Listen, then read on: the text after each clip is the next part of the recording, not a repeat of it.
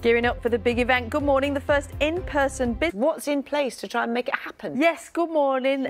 You'd be forgiven for not getting particularly excited about a business conference taking place. But obviously, if this goes well, the implication for more events are really significant. Good morning. This is one of a series of pilot events in Liverpool to see whether it's possible and safe to hold large indoor gatherings in the coming weeks and months. So 1,000 delegates and staff will gather at the city's exhibition centre. They'll be bringing their business cards, their best chat, but also a negative result from a lateral flow test taken within the past 24 hours. And that means once they're inside, they won't need to wear masks and they won't have to socially distance. Can you imagine? It's part of a government pilot to bring crowds back together again. We've already seen fans back at the football, and the first post-pandemic clubbers will be let loose at the weekend.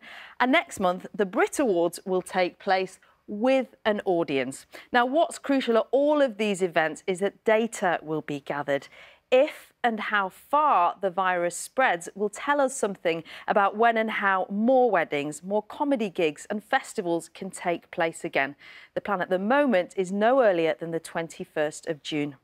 Now, as for today's conference, for a small event, there is a lot riding on its success. The events industry was worth £70 billion to the UK economy before the pandemic, but of course, it's been a really tough year. More than 700,000 people who work at events, from organising festivals to sorting the mobile bars and toilets, are freelancers or small business owners who rely on these events for their income. We spoke to Tom, who runs an events company. It will be a long journey, and today is a much-needed first step back on the road of recovery, but it is a tiny step. A little bit later, we'll be talking to the celebrity fashion designer Wayne Hemingway. He's been organising today's conference to find out how on earth you go about holding one in the middle of a pandemic. That's coming up just after 9 o'clock, Dan and Louise.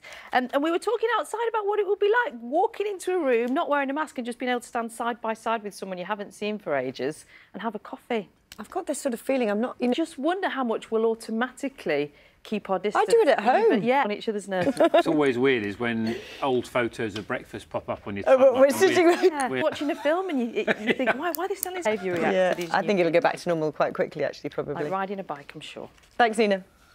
It's got the details about how this is happening. These baby steps, hopefully forming a wider picture of how and when we can get back to normal. Good morning. This is one of a series of pilot events in Liverpool to see whether it's possible and safe to hold large indoor gatherings. So 1,000 delegates are gathering as we speak, armed with their business cards, their most charming chat and a negative result from a recent lateral flow test. Once they're inside, they won't need to wear masks and they won't need to socially distance.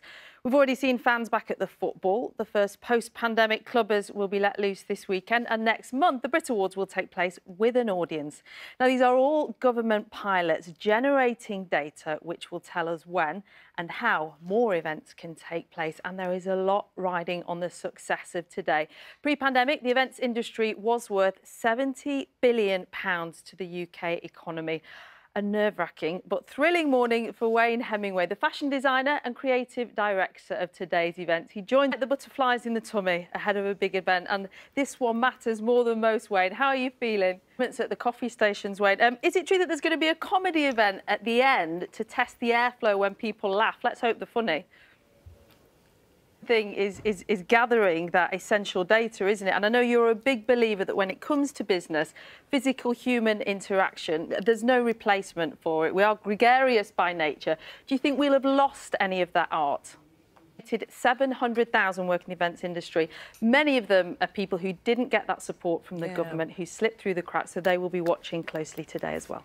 Real sense of sort of trying to get back, isn't it, to normal? Which and all this data that's gathered will let us know how quickly we can move into it. The aim at the moment is, of course, the 21st of June.